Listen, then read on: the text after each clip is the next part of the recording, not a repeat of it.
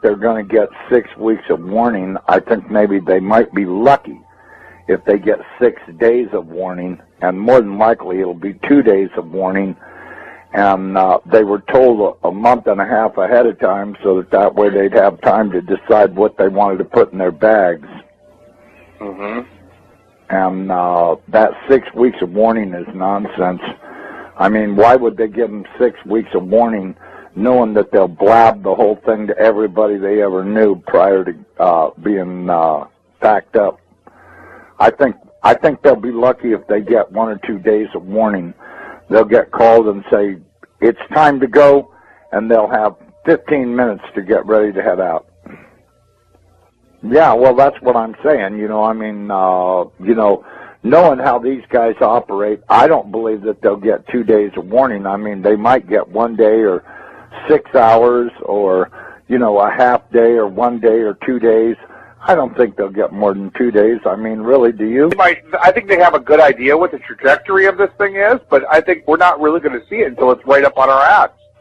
Well, I'll tell you what. That would be my guess, that we won't see it until it's on us.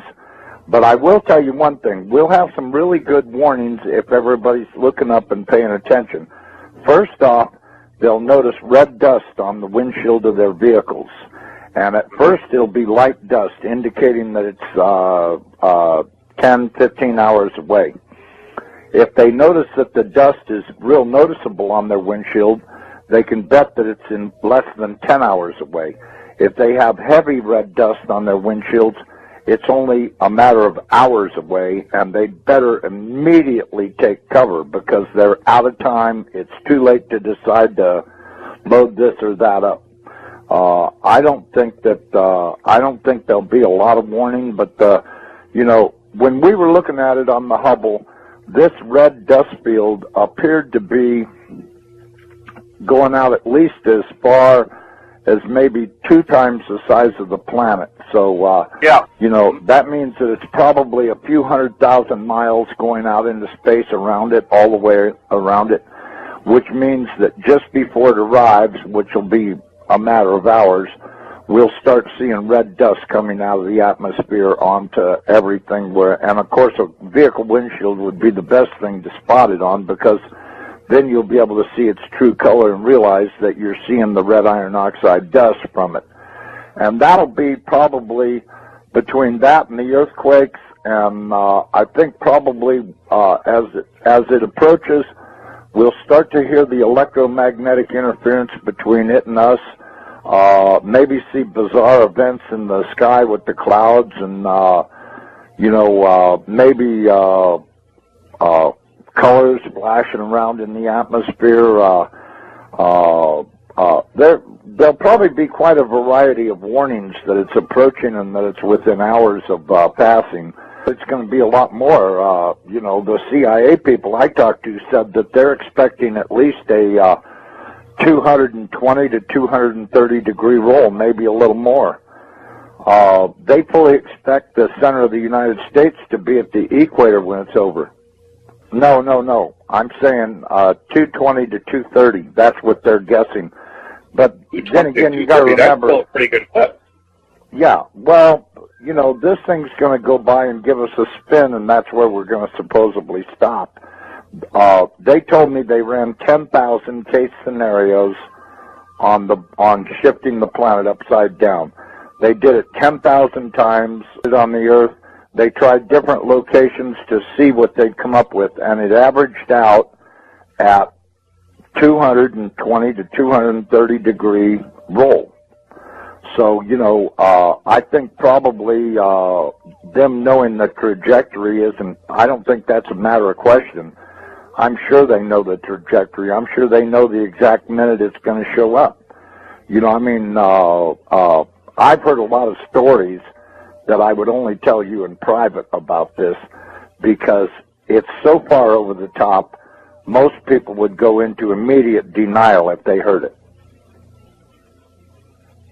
So, the most I can say is that they better be expecting at least a 180 to a 220 degree pole roll when this happens. And as far as that bulge around the center of the planet, I got news for everybody. This thing is going to do a very fast roll, and that water is going to go everywhere.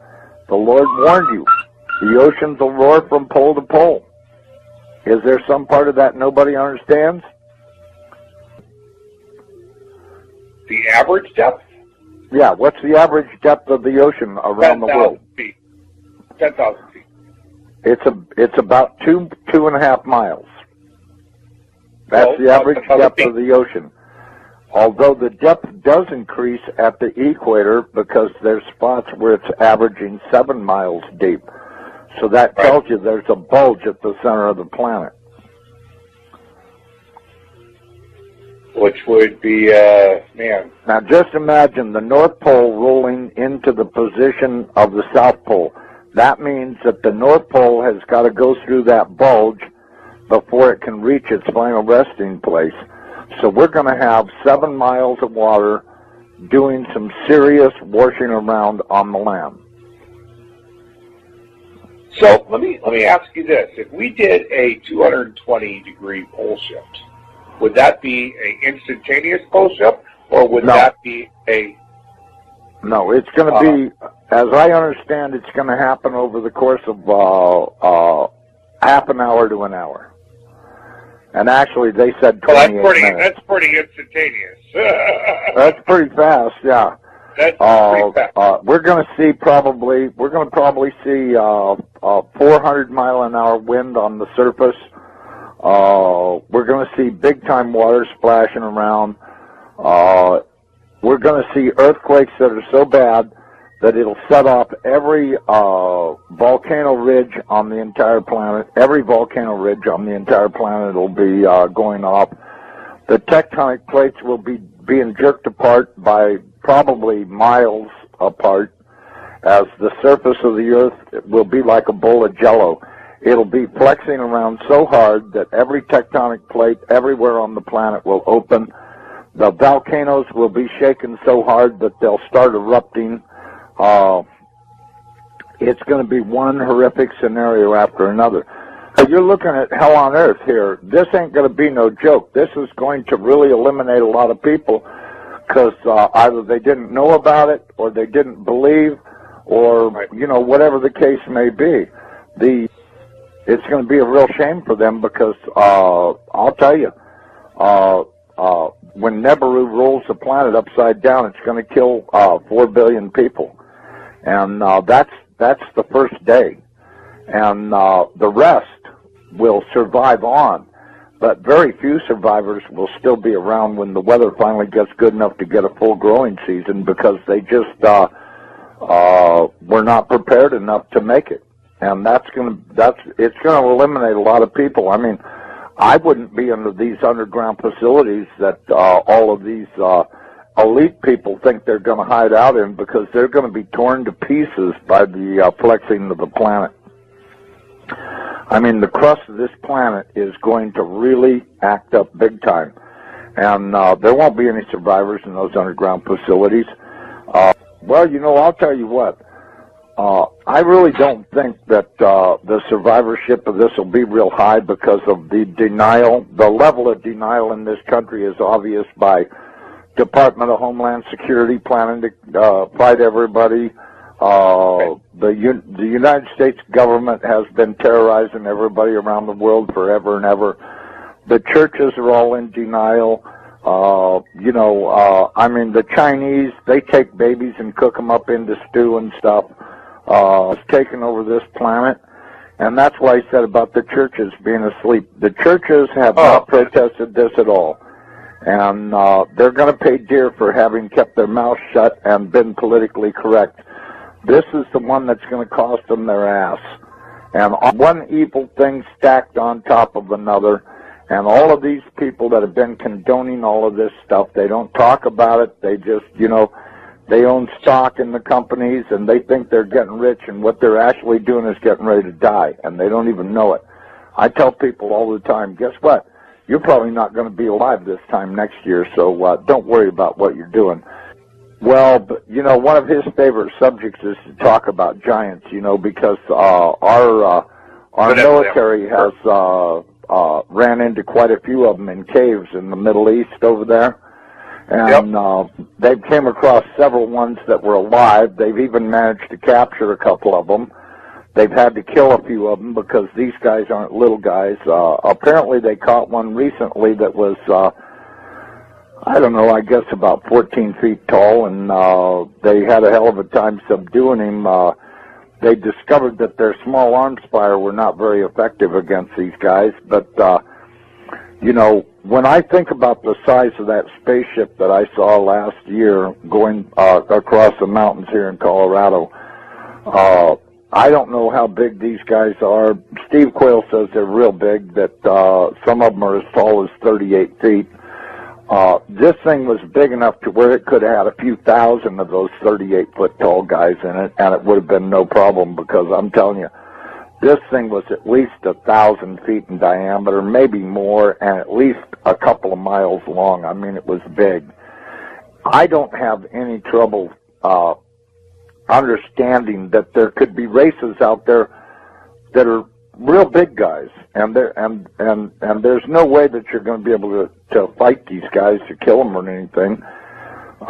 You know, if you think about what happened, when was that, about 10, 15 years ago, that big one landed in Russia right in the town square, and these great big guys got out of it and were working on it while the whole town stood around and watched and went, holy shit, look how big these guys are. And they were great big guys. I guess they were about 12 feet tall or something, and they were working on their spaceship. And when they got it repaired, they flew off in it. But, you know, it landed right in the middle of the town square. Mm-hmm. And everybody in the whole town saw it. And it was a couple of mentions on the news about it, but not really too much. Mainly in the little rag newspapers and stuff were pictures of it. And a lot of people took pictures of it. They took pictures of the guys that were working on it, and they were great big suckers. So, you know, are there big guys out there? Yeah, there are. Well, the Bible says we're going to see all kinds of stuff happening.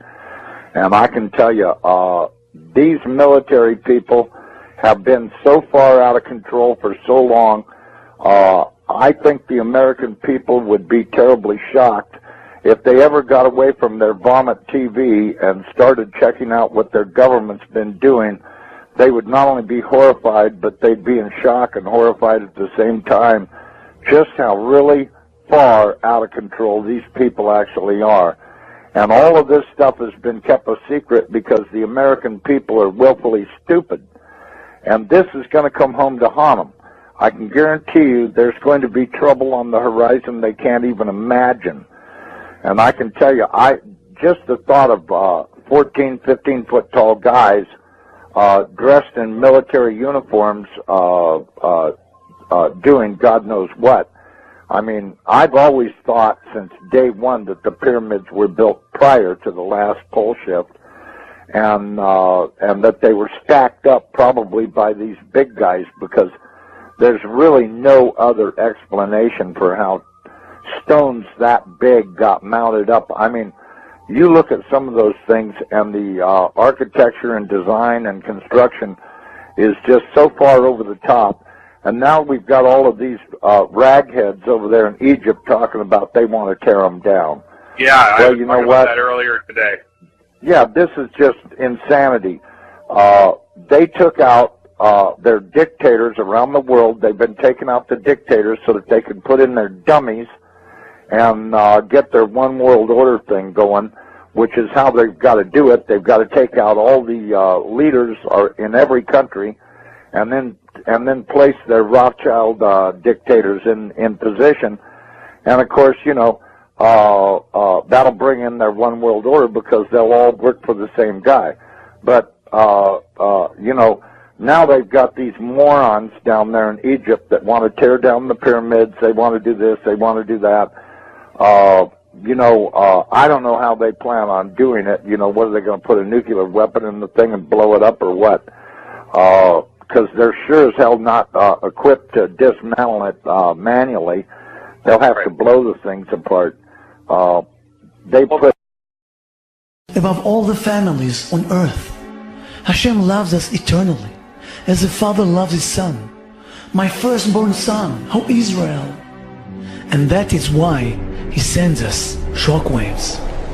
As our sages say, calamity comes to the world only for the sake of Israel. God reveals his might so that we will wake up and prepare ourselves for the demise of this illusionary world and for the beginning of a spiritual world, the world of Mashiach. Since the beginning of the last century, we have seen drastic changes around the world.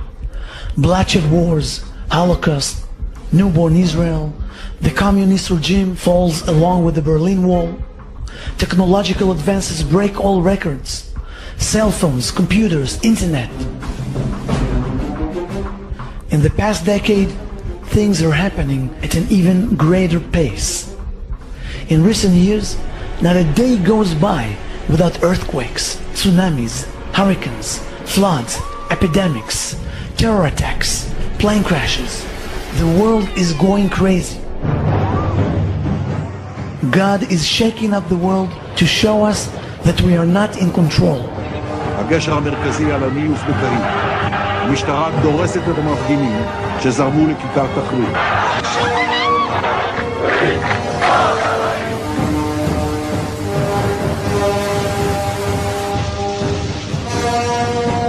כבר כמעט רגילים לראות את התמונות האלה. אסונות טבע, רעידות אדמה, שיטפונות. התרחשותו של אסון הטבע, אחד מהקטלניים בעשורים האחרונים.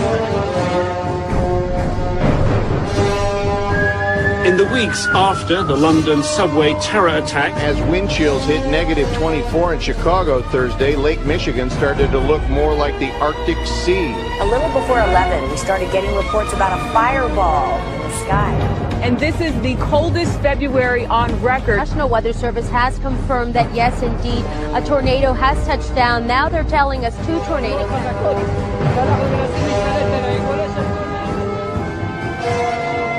Transgressions whereby you have transgressed, and make yourselves a new heart and a new spirit. And why should you die, O house of Israel? This is a wake-up call for all Jews. Please, save yourself. God is calling us to wake up. And many shall be purified and made white, but the wicked shall do evil. And none of the wicked will understand, but the wise will understand. Our sages keep telling us over and over again that in the end of days there will be a selection. Not everyone will merit reaching the finish line. And so there will be in all the land the word of Hashem. 2 portions will be cut off and perish, and the third will be left in it. And I will bring the third into fire and purify it as one purifies silver, and I will refine it as one refines gold. This is what the prophets promise us. Only the righteous, the modest ones, only those who truly attach themselves to Hashem and follow His ways, only they will last and merit the eternal life in the world to come.